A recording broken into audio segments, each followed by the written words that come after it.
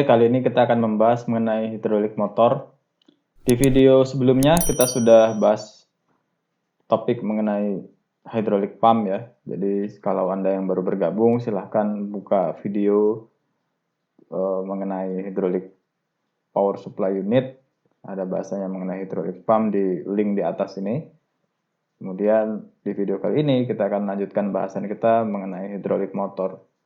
Nah, sebetulnya jika kita amati hidrolik pump dan hidrolik motor itu identik. Ya, yang berbeda adalah proses transfer energinya. Kalau di hidrolik pump, unitnya atau hardware-nya dia ada prime mover atau penggerak utama yang dikoppelkan ke pompa. Jadi sehingga perubahan energi dari energi mekanik menjadi energi hidrostatik atau hydrodynamics. Kemudian kalau di hidrolik motor, energi hydrodynamics tadi itu diubah menjadi energi mekanik dengan berputarnya poros.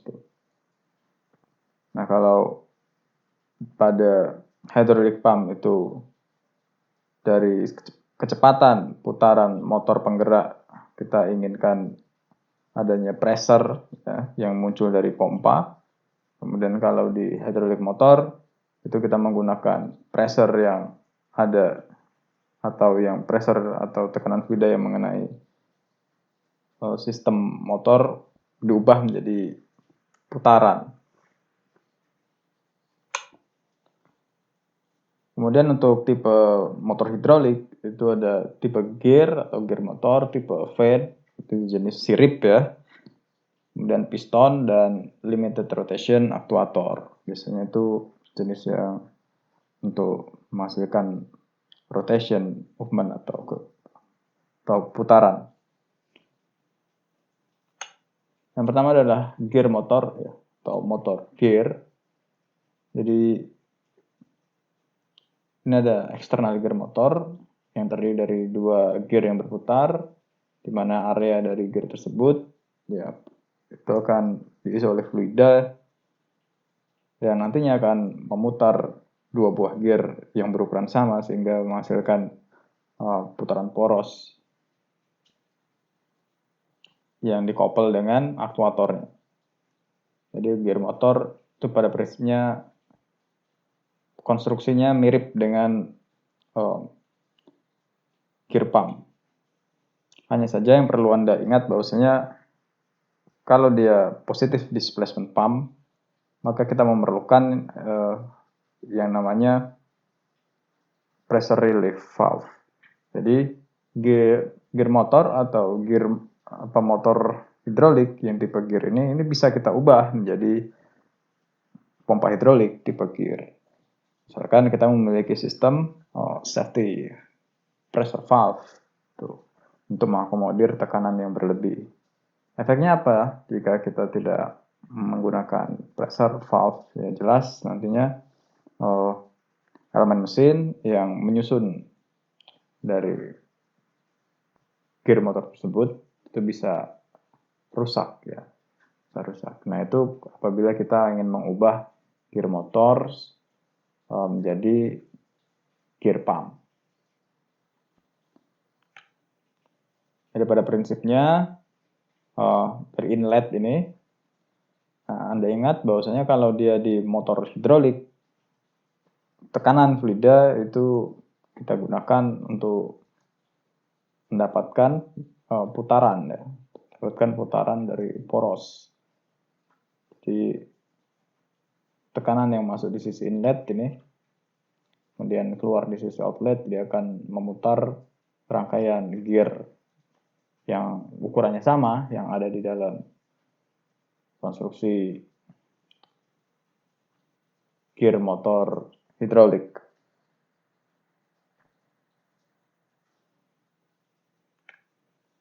Kemudian jenis kedua adalah fan motors atau motor hidrolik tipe fan. Nah, tipe fan ini dia menggunakan ini ya, seperti pompa hidrolik tipe fan juga dia ada sirip yang nantinya akan digerakkan oleh fluida. Nah, jadi strip-strip ini celah ini akan diisi oleh fluida dan gerakannya akan memutar rotor dari jenis motor ini. Nah, kemudian yang perlu Anda ketahui ada jenis fan motor hidrolik yang putarannya itu tidak boleh salah ya, tidak boleh salah antara input dan outputnya, karena kalau dia berputar tidak sesuai spesifikasinya akan merusak fan-nya gitu. Jadi ini adalah jenis motor hidrolik tipe fan.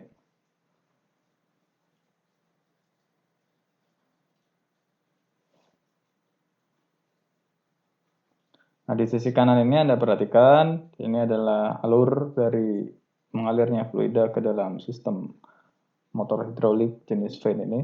Dari inlet yang warna merah, ya. Kemudian ini ada fan-nya di sini Anda perhatikan. Nah, fluida itu akan mengisi celah yang muncul di sini. Ada displacement yang terjadi, itu diakibatkan karena adanya tekanan, ya, tekanan yang masuk ke sisi ruangan yang ditimbulkan oleh fan ini. Nah, karena fluidanya adalah incompressible karena air ya atau liquid ya. Karena fluidanya incompressible, maka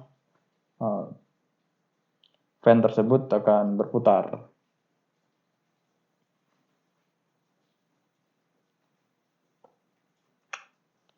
Kemudian jenis berikutnya adalah piston motor ya.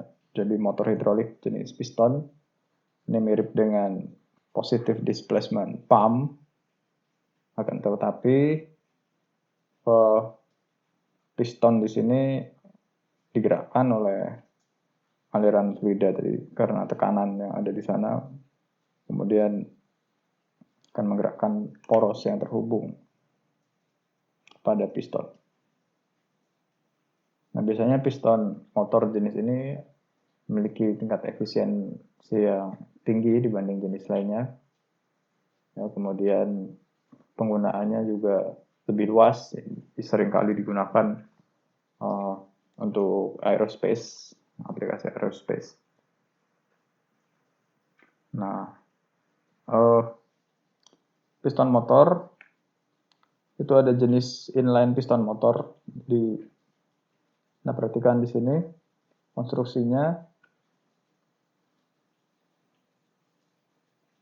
Sisi merah ini adalah sisi inlet, kemudian goalnya adalah mendapatkan putaran ya. Jadi goalnya adalah rotasi dari poros. Maka kita mesti mensuplai fluida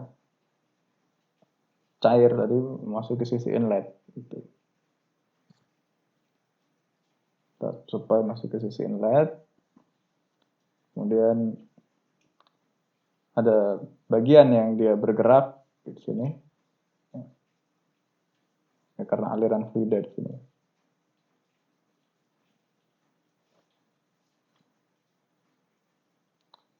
Nah, karakter inline piston motor seperti ini biasanya digunakan untuk kecepatan tinggi. Jadi jika kita ingin memperoleh putaran tinggi, seperti pada misalkan tools permesinan yang berpenggerak hidrolik ya, yang menggunakan sistem transmisi hidrolik, itu kita bisa gunakan jenis motor hidrolik piston ini yang jenisnya inline. Tapi karena putarannya tinggi, berarti trade off-nya atau kekurangannya itu adalah dari sisi torsinya. Sisi torsinya yang dihasilkan itu rendah.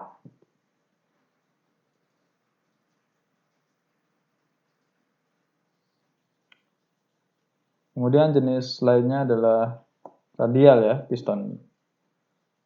Jenis motor piston, jenis radial. Nah ini kalau kita ingin memperoleh torsi yang besar, kita gunakan jenis piston radial motor ini. Radial piston motor, itu untuk motor hidroliknya.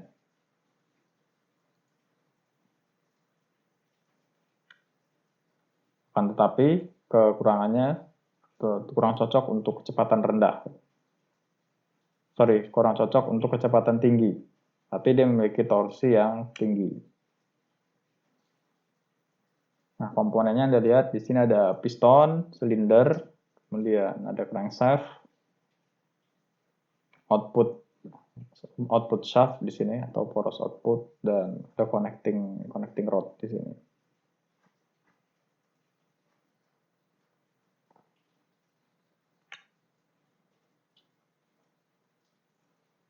Kemudian jenis lain dari motor hidrolik adalah bend axis piston motor. Jadi aksisnya ini bisa ditekuk ya, atau memiliki fleksibilitas.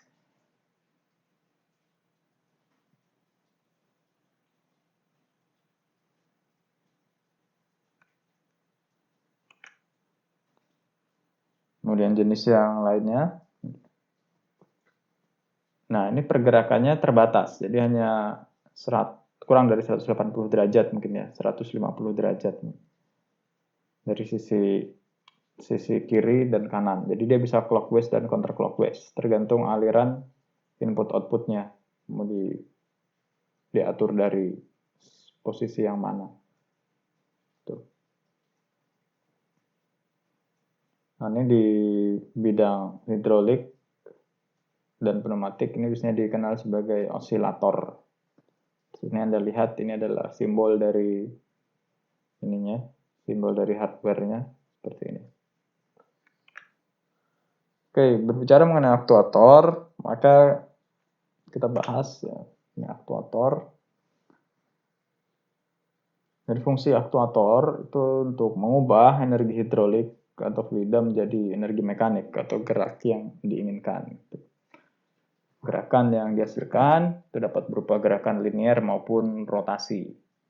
Jadi aktuator di sistem hidrolik maupun sistem pneumatik juga itu ada jenis linear aktuator, rotary aktuator, dan hidrolik semi rotary aktuator.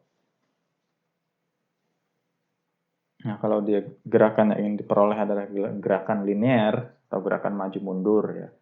Gerakan linear itu kita gunakan hidrolik silinder.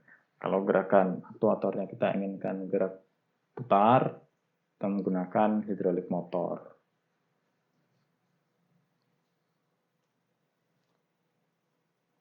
Kemudian ada tipikal juga yang jenisnya hidrolik semi rotary aktuator.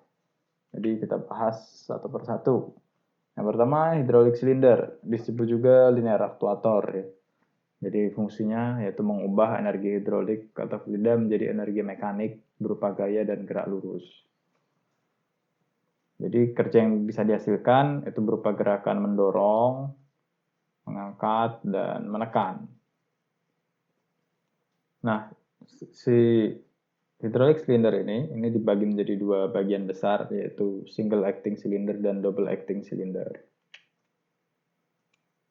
Kemudian kalau dari sisi desainnya ada jenis silinder tipe piston, bisa juga tipe plunger, silinder tipe tandem, tipe teleskopik, tipe diafragma, dan berbagai variasi lainnya sesuai perkembangan desain. Jadi kita ketahui bahwa jenisnya yaitu ada single acting cylinder ya. Ini single acting cylinder, Anda perhatikan di sini. Jadi fluida itu masuk dari sisi input. Kalau di sini hidrolik berarti fluidanya adalah fluida cair. Di sini ada barrel, ya. Di sini ada barrel, kemudian di dalam barrel ini ada piston. Nah, di sisi sebelah lain dari sisi input fluida itu ada mekanisme pegas di sana. Yang fungsinya adalah untuk memberikan gaya retraksi atau menarik ya. Kalau fluida ini untuk mendorong si pistonnya, nah kemudian spring ini atau pegas ini digunakan untuk mengembalikan piston di posisi awal. Digerakkan dia memanjang, itu kita sebut sebagai extension. Kemudian ketika dia kembali lagi di posisi awal, kita sebut sebagai retraction. Ini adalah single acting cylinder. Nah, aktuator tipe single acting cylinder. Fungsinya adalah untuk menghasilkan gerak translasi.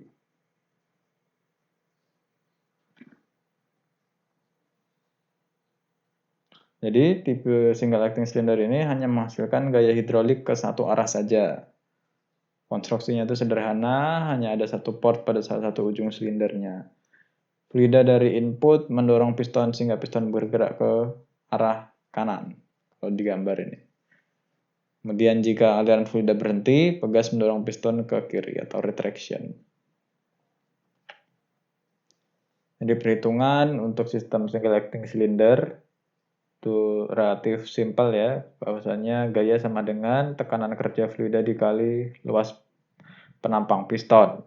Biasanya piston itu penampangnya adalah lingkaran, maka ya rumus luas lingkaran 1/4 PD kuadrat. Jadi P dikali A. Kalau untuk jenis selanjutnya yaitu jenis double acting cylinder. Nah, ini memiliki 2 port ya. Untuk ada jenisnya di sini ada 2 port di sini. Jadi pistonnya di tengah-tengah sini. Gerakannya nanti tergantung lebih dominan yang mana fluida yang mengisi volume dari silinder ini gitu, dari barrel ini.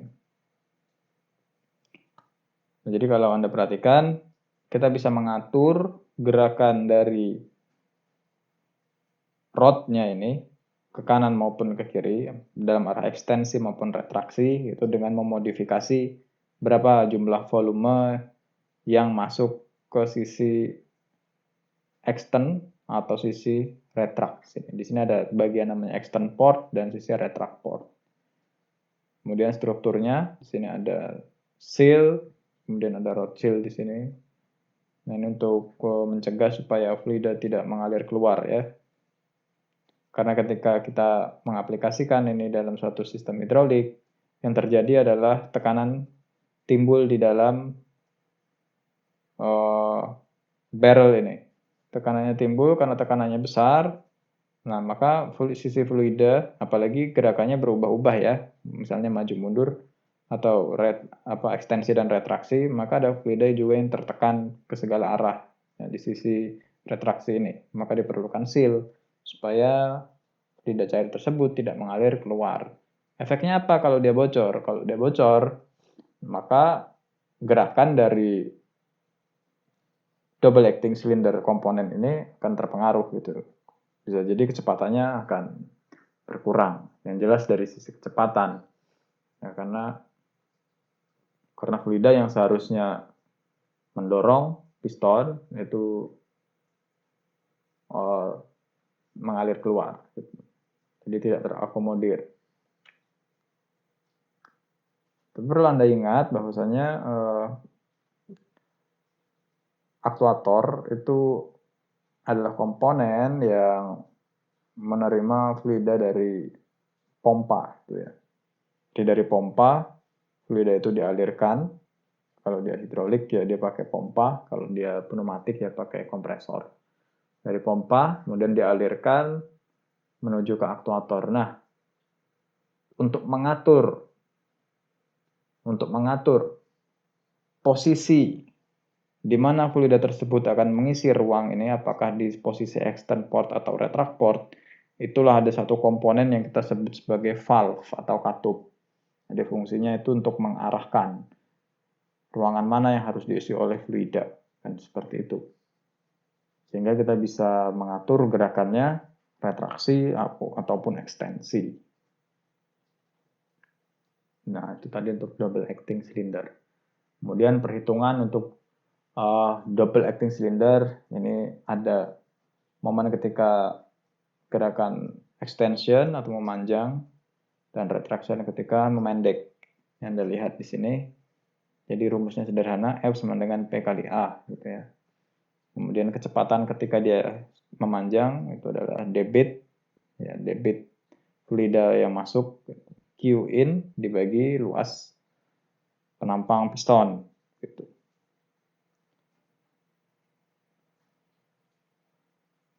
Nah, di sini Anda perhatikan di sini ada AP itu piston area ya. Kemudian ada AR ya, roadside area di sini.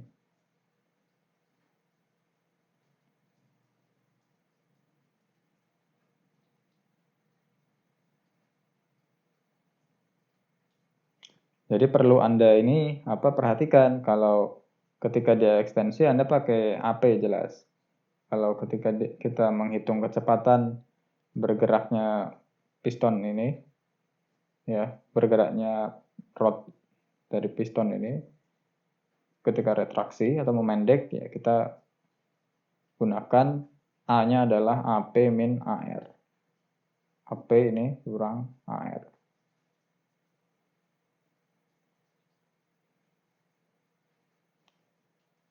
AR-nya adalah roadside area. Jadi area yang poros ini ya. Roadside area ini yang poros. Ini yang warna putih yang tidak diarsir, ini AR.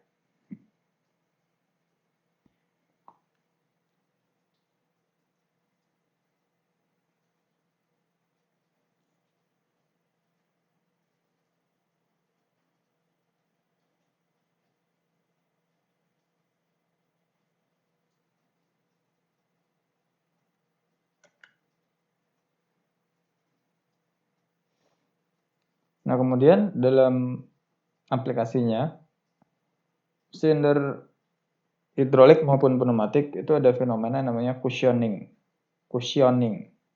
Jadi fenomena cushioning itu adalah mekanisme untuk mengurangi beban atau gaya impact pada ujung silinder dengan mengurangi kecepatan piston sesaat di akhir stroke. Jadi ketika mau mencapai batas maksimal extension itu ada mekanisme cushioning di sana supaya tidak terjadi impact ya. Di sini ada satu bagian yang namanya plunger yang menutup aliran fluida ke saluran buang. Jadi penutupan ini mengakibatkan fluida terjebak dan menghambat gerakan piston. Jadi seperti ada peredam di sana. Nah, fluida sedikit demi sedikit mengalir melalui check valve dan needle valve sehingga hal ini dapat mengurangi kecepatan piston. Nih. Terus ini check valve, ini needle valve. Fluida perlahan-lahan mengalir ke check valve dan needle valve yang dimana dipicu oleh plunger ya, yang menutup aliran fluida ke saluran buang. Tuh.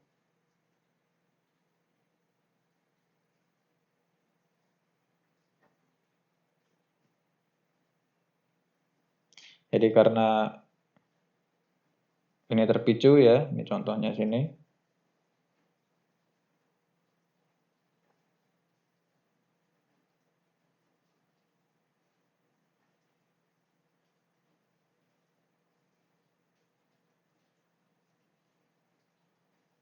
Maka si pistonnya itu akan bergerak melambat.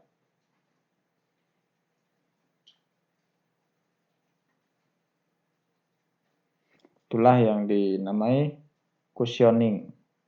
Itu suatu mekanisme untuk mengurangi gaya impact pada ujung silinder. Jadi silinder cushioning ini juga untuk memaintenance supaya hardware atau silindernya itu awet ya. Supaya pistonnya itu awet.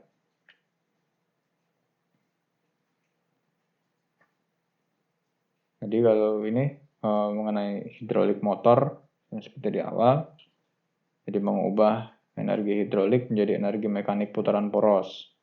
Kemudian poin yang kedua yang perlu Anda ingat adalah konstruksi yang hampir serupa dengan pompa atau pompa hidrolik ya. Namun prinsip kerjanya merupakan kebalikan dari pompa rotari. Fluida bertekanan mendorong bagian berputar dari hidrolik motor untuk menghasilkan putaran poros. Nah, jadi ini saya mengingatkan lagi perbedaan antara pompa hidrolik dan motor hidrolik.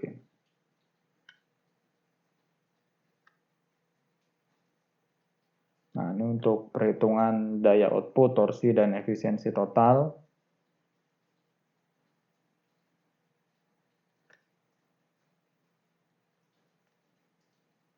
Oke, jadi itu untuk topik hari ini. Jadi di video ini Anda sudah belajar mengenai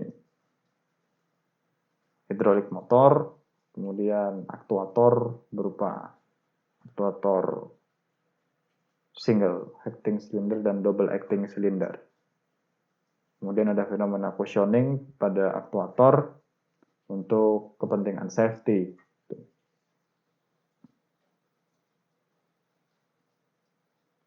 Oke, demikian untuk video kali ini. Semoga bermanfaat dan jangan lupa untuk baca buku acuan yang sudah saya letakkan di LMS untuk pengetahuan yang lebih dalamnya jika Anda ingin mengetahui lebih detail. Oke, di video berikutnya kita akan membahas mengenai valve, kemudian kita bahas mengenai sistem pneumatik, di sana ada kompresor dan sistem pengondisian udara yang ada di sistem pneumatik. Sampai ketemu di video berikutnya.